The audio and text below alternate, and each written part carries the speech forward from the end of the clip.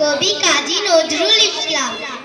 বাবুদের তাল পুকুরে, হাবুদের ডাল পুকুরে, সে কি বাস করলো তারা, বলিতাম একটু দাঁড়া।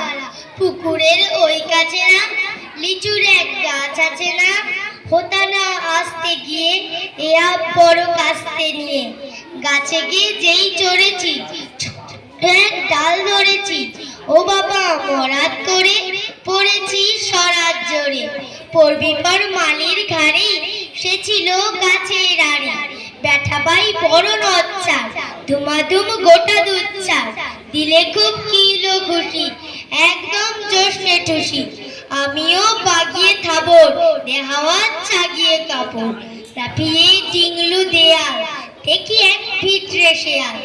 আরে তাই শেয়াল কোথা, ভেলোটা দাঁড়িয়ে ওটা, থেকে যেই আটকে ওঠা, কুকুরও ছুটলে ছোটা।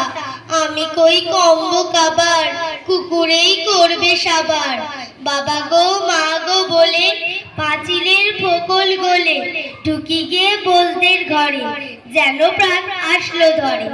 যাবো ফের কানমুলি ভাই, চুরিতে আর যদি যাই, তবে মোর নামই মিছা, কুকুরের চামড়া খিচা।